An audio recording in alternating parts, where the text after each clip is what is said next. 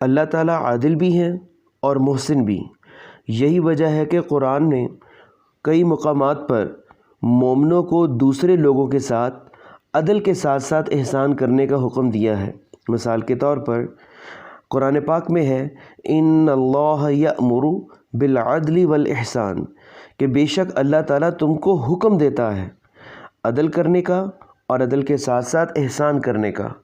اسی طرح ایک اور مقام پر ہے وَأَحْسِنُوا إِنَّ اللَّهَ يُحِبُّ الْمُحْسِنِينَ، احسان کرو بے شک اللہ احسان کرنے والوں سے محبت کرتا ہے۔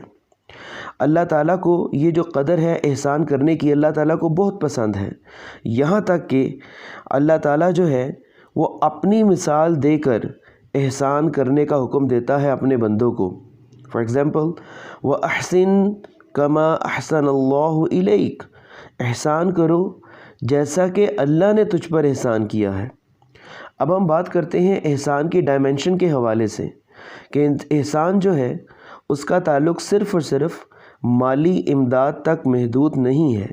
اللہ تعالیٰ نے جس کو جتنی کیپیسٹی دی ہوئی ہے، اللہ تعالیٰ نے جس کو جتنی استطاعت دی ہوئی ہے، وہ اپنی اس استطاعت کے مطابق دوسروں پر احسان کرتا رہے۔ اگر کسی کو ڈاکٹر بنایا ہے اللہ نے، تو اس کو چاہیے کہ وہ اپنے پیشے کے اعتبار سے لوگوں کے کام آتا رہے۔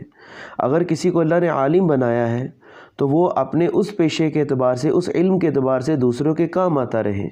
اگر اللہ تعالیٰ نے کسی کو مالدار بنایا ہے تو وہ اپنے مال کے حساب سے لوگوں پر احسان جو ہے وہ کرتا رہے۔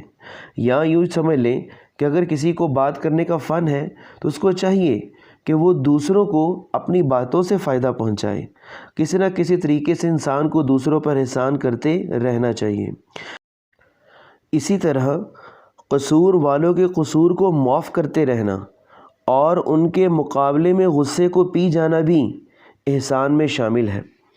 اب احسان کے لیے قرآن پاک میں ایک اور لفظ استعمال ہوا ہے جسے فضل بولتے ہیں۔ فضل جو ہے وہ بھی اللہ تعالیٰ نے قرآن پاک میں احسان کے لیے استعمال کیا ہے۔ وَلَا تَنْسَوُا الْفَضْلَ بَيْنَكُمْ إِنَّ اللَّهَ بِمَا تَعْمَلُونَ بَصِيرٌ، آپس میں فضل کو نہ بھولو، یعنی کہ آپس میں احسان کرنے کو نہ بھولو، بے شک اللہ تعالیٰ تمہارے کاموں کو دیکھ رہا ہے۔ اور کئی ایسی احادیث موجود ہیں کہ جس میں آپ صلی اللہ علیہ وآلہ وسلم نے احسان کی اہمیت پر بہت زیادہ زور دیا ہے۔ جس طرح آپ صلی اللہ علیہ وسلم فرماتے ہیں تم اہل زمین پر رحم کرو اور اللہ تعالیٰ تم پر رحم کرے گا۔ اسی طرح ایک اور حدیث میں ہے کہ آپ صلی اللہ علیہ وسلم اللہ تعالیٰ کی بارگاہ میں دعا مانگا کرتے تھے کہ اے اللہ مجھے ان میں شریک رکھ جنہیں احسان کرتے ہوئے خوشی ہوتی ہے۔ ایک اور جگہ ہے آپ صلی اللہ علیہ وآلہ وسلم نے فرمایا جس شخص کو پسند ہو کہ خدا اسے قیامت کی تکلیف سے نجات دے تو وہ تنگ دست کو مہلت دے اور مقروض کو معاف کر دے۔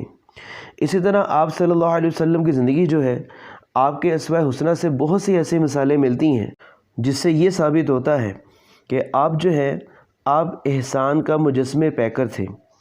ایک واقعہ ہے، حضرت اکرمہ دشمن اسلام ابو جہل کے بیٹے تھے اور اسلام سے پہلے باپ کی طرح اسلام کے بدترین دشمن تھے۔